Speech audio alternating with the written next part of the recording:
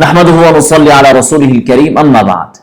যারা কোরআন মাজিদ এবং হাদিস শরীফের দোয়া বা জিকির সম্বলিত তাবিজ ঝুলানোকে শিরিক বলে আখ্যায়িত করতে চান, তাদের ঈমান নিয়েই আমার যথেষ্ট সন্দেহ হয়।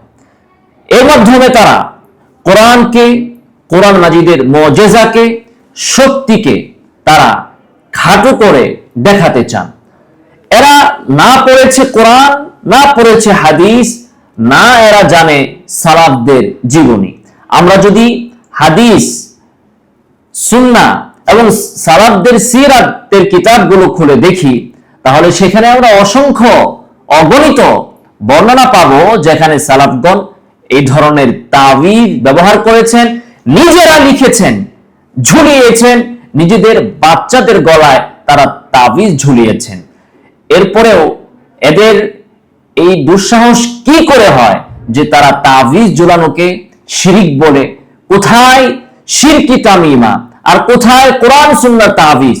দুটাকে যারা এক করতে চায় তাদের মাথার মধ্যে ক্যান্সার না হলে তারা এই ধরনের ভুল করতে পারে না। আসুন আজকে আমরা আল মুসান্নাফ ইবনে আবি শাইবা থেকে একটি অধ্যায় দেখব, যেটা শুধুমাত্র এই তাবিজের বৈধতা সম্পর্কে এই অধ্যায়টা লেখক লিপিবদ্ধ করেছেন। শিরোনাম হচ্ছে মান রাখাসা ফি তালিকিত তাআবিজ। একেবারে স্পষ্ট, তাআবিজ এটা তাবিজের বহুবচন।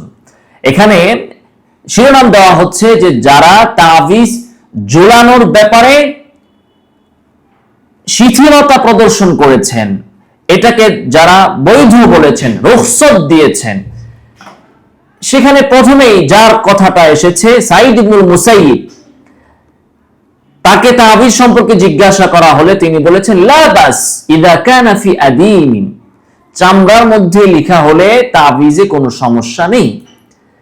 বর্ণনা নং ২৩৫৪৩। এরপরে দেখুন ২৩৫৪৪, সেখানে ২৩৫৪৫ বর্ণনায় আমরা দেখি, সেখানে মুজাহিদ রাহিমাহুল্লাহ সম্পর্কে এসেছে যে কানা মুজাহিদুন ইয়াকতুবু লিন-নাসি আত-তা'যীযা, যে মুজাহিদ রাহিমাহুল্লাহ তিনি নিজে নিজ হাতে তিনি তাবিজ লিখতেন। ফায়ুআল্লিকুহু আলাইহিম, এরপর তিনি সেটা মানুষকে পরিয়ে দিতেন। তো মুজাহিদ রাহিমাহুল্লাহ তিনি নিজ হাতে তাবিজ লিখতেন এবং মানুষের গলায় তিনি ঝুলিয়ে দিতেন। ফায়ুআল্লিকুহু আলাইহিম, মানুষের গলায় তিনি ঝুলিয়ে দিতেন।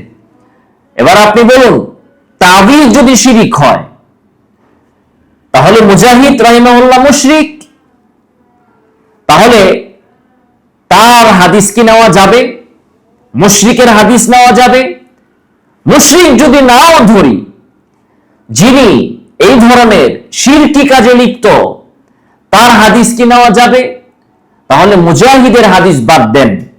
এরপরে দেখেন মুজাহিদের হাদিস বাদ দেওয়ার পরে না বুখারী থাকবে, না সহিহ মুসলিম থাকবে, না হাদিসের কোনো গ্রন্থ থাকবে। মুজাহিদের বর্ণনা ছাড়া পৃথিবীতে হাদিসের কোনো গ্রন্থ থাকতে পারবে না। এই ধরনের প্রখ্যাত একজন সালাফ, একজন তাবিঈ, একজন মুহাদ্দিস, তিনি নিজ হাতে হাদিস লিখেছেন।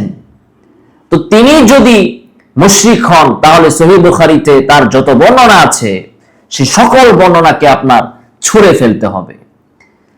এরপর দেখুন জাফর, তিনি তার পিতা থেকে বর্ণনা করেন আন্নাহু কানা লা ইয়ারা বাসান ইয়াকতুবাল কুরআন ফি আদিমিন সুম্মা ইউআল্লিকুহু, যে তিনি কোরআন কোন চামড়ায় লিখতে এরপর সেটা ঝুলিয়ে দিতে তিনি এটাকে কোনো সমস্যা মনে করতেন না। এরপর আব্দুল্লাহ ইবনে আমর, তার যে প্রসিদ্ধ বর্ণনা তার সম্পর্কে আছে, ঘটনা আছে ২৩৫৪৭, সেখানে মুহাম্মদ ইবনে ইসহাক থেকে বর্ণনা এসেছে। আমরা এখানে সনদের আলোচনায় গেলাম না, শুধু বর্ণনাগুলো পড়ছি। যদি কখনো কোথাও দরকার হয় আমরা চুলচেরা বিশ্লেষণ করব।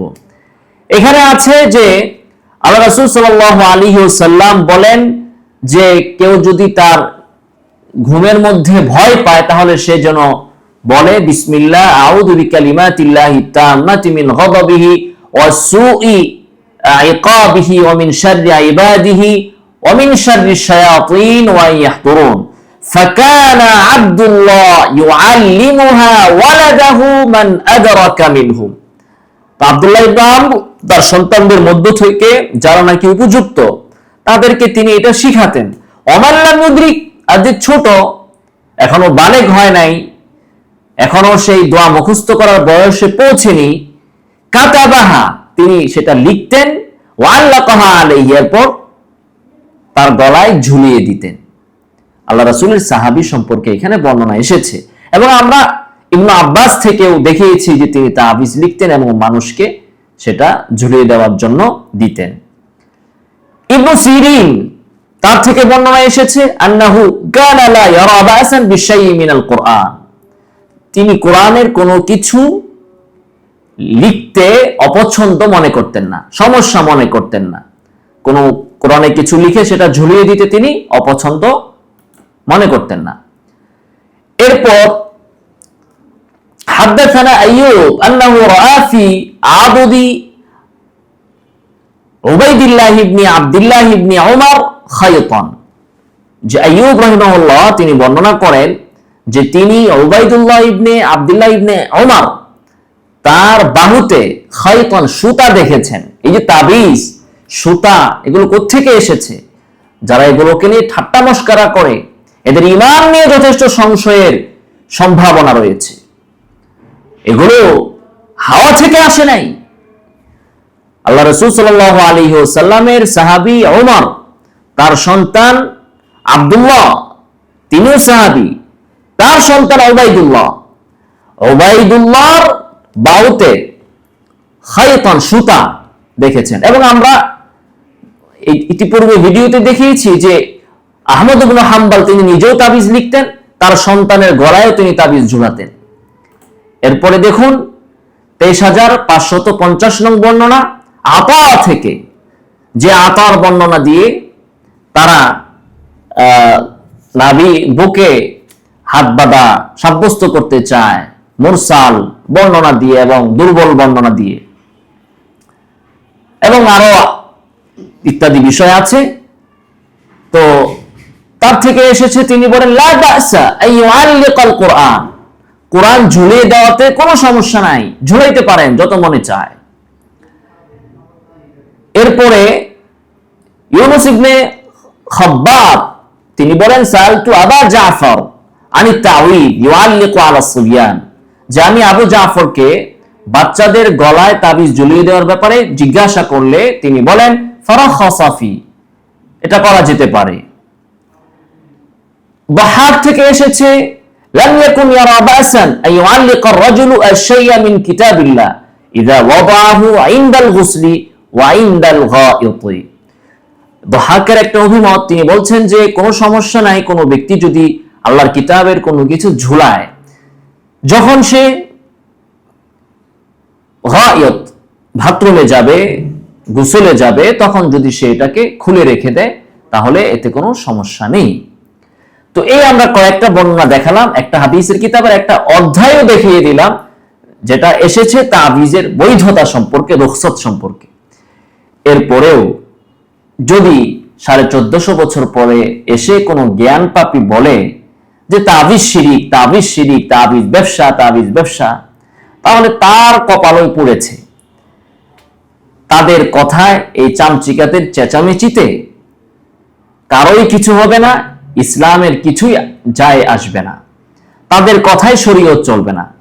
এই ধরনের কিছু বিকৃত মস্তিষ্কের ব্যক্তিদের কথায় শরীয়ত নির্ণীত হবে না। সালাফগণ নিজেদেরকে সালাফি দাবি করে, অথচ সালাফরা যে কাজ করেছেন তারা সেটাকে শিরিকই শুধু বলে না। মানে পৃথিবীতে এরা শুকুরের গোশতকেও, এরা মদকেও এতটা ঘৃণার চোখে দেখে না, কোরআনের তাবিজকে এরা যতটা ঘৃণার চোখে দেখে। কত বড় বেয়াদব এরা, কত বড় বেয়াদব! প্রাণ দিতে যে বাচ্চার গলায় কোরআনের তাবিজ দেখলে বা কোনো তাবিজ দেখলে কোনো নির্ণয় ছাড়া, এটা কিসের তাবিজ, কি কোনো হিসাব নিকাশ ছাড়া তাবিজটা কেটে সেটা বন্যার পানিতে ভাসিয়ে দিচ্ছে। মূলত এরা ইসলামকে এভাবে ভাসিয়ে দেওয়ার জন্য এসেছে। ইউরিদুনা লিইউতফিউ নূরাল্লাহি বিআফওয়াহিহিম, ফু মেরে এরা ইসলামকে নিভিয়ে দিতে চায়। নিত্য নতুন মতবাদ, নিত্য নতুন মাসআলা এরা আবিষ্কার করছে সহিহ হাদিসের নামে।